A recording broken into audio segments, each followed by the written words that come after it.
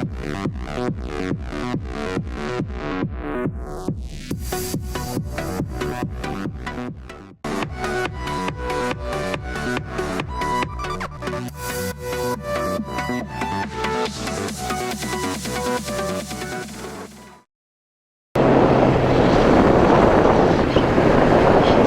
don't know if you guys can hear that wind through this microphone, but let me tell you, it's whispering. It's just whispering in my ear. But that's all good. So we got a couple of holidays coming up. Mother's Day.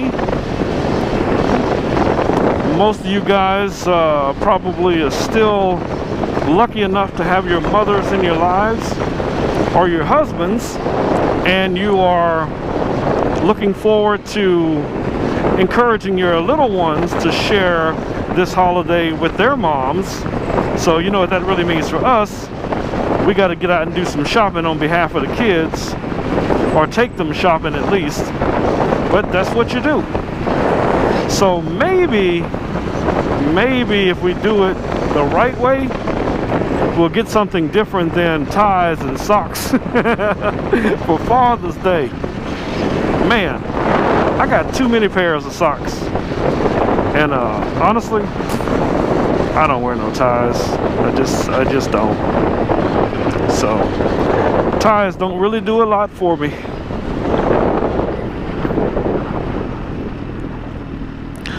But also today, one of the things that I'm trying out is that I have the GoPro Hero5 Black mounted here on the bike, and I'm running the GoPro Hero5 Session on my helmet, front mounted, just to see if there would be any difference, you know, with a lower profile camera. I know there are a few differences when it comes to like image quality, when it comes to JPEGs versus RAW, but as far as just video quality, right now I'm shooting in 1080.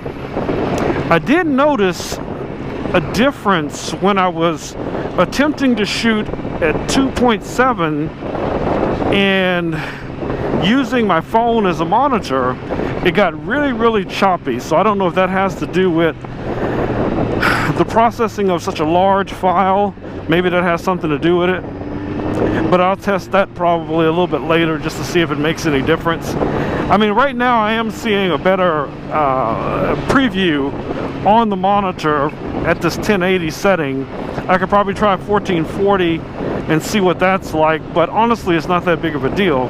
Rarely are we going to shoot 4K, or we're going to shoot even 2K, you know, for a lot of things that we do as, you know, motovlogging. But I tell you, I was out doing a shoot for a client, which was a surprise proposal, and luckily I did put the camera in 2K because there was a lot of vibration going on with the person that was holding the camera, because it was just on a small little handheld tripod. And if it wasn't for the 2K, I would not have been able to crop in enough to, you know, to get rid of a lot of that camera shake.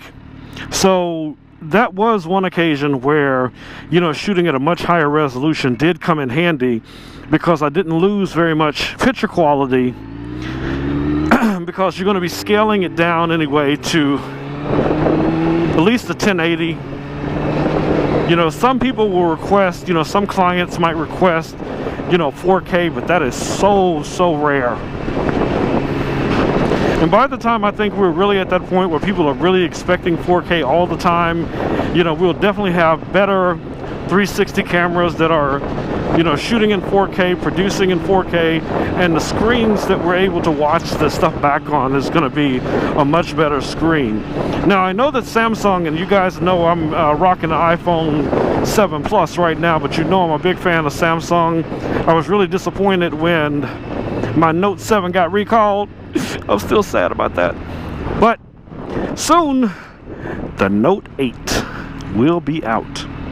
And I'm gonna get it. Gotta have it. So one of the things that Samsung has come out with is a new version of their 360 camera, and this one is even iPhone compatible. The previous model that they had was not iPhone compatible. It only worked with, I think, 2 models of the Samsung phone line, which I think is just ridiculous because it didn't even work with the tablets. So, you know, that was a big letdown there. You know, plus the picture quality wasn't really that good. You could really see the stitch line, but I think that's about the same with almost any of those cameras. That stitch line becomes really obvious. So that's going to be a software issue, where the software that's used to render out the final video is going to have to be a lot better if you want that seamless 360, you know, without that hard line where you can see where the videos overlap. But we'll see.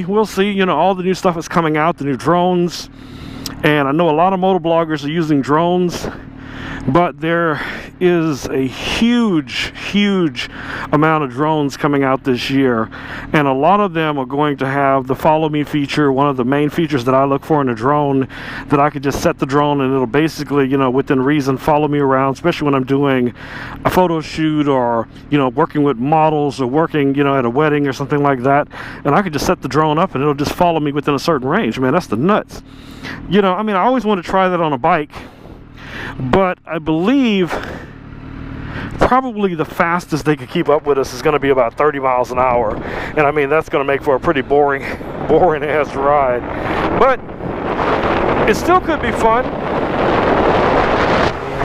We'll just have to wait and see what the technology allots, because there are some drones that are really quick. A lot of the ones they use for racing, man, those things are pretty fast. So if we could find a hybrid somewhere in the middle that's a fast drone that also has the follow me feature and the image quality that we're looking for, hey, make a lot of the stuff we're doing a lot easier. First, mount and velcroed and duct taped and bungee corded and all that kind of craziness, you know, it still seems a little tight when I put it in. So tight when I put it in, but anyway, it's a little snug, and I'm wondering if that's going to be a good thing or a bad thing. You know, they say, you know, tight is always good, but sometimes, you know, with electronics, that can be an issue that will eventually cause problems with your connections.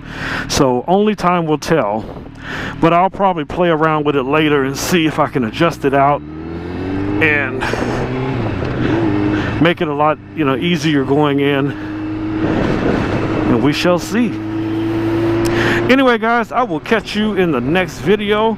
Don't forget to subscribe, share this video, and remember, any way you can help our homeless in your community, please do it. And if you get a chance, you know, look for us on Facebook. We have a Facebook page, which is Bikers for the Homeless. It's pretty easy to find. We also just added a donation button to the page.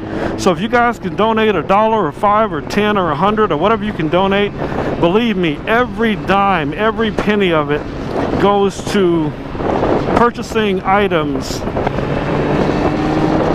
to give to the homeless. So on the average, as an example, you know, $20, because we already have a lot of the backpacks, I could take $20 and fill roughly 2 backpacks, and that's 2 people we can share that love to for only $20. So, you know, no amount is too small. Whatever you can afford, you know, please do. And if you can't afford anything, that's cool too. Just try doing something in your own community, because there's a huge population out there that really need our help. So whatever you can do.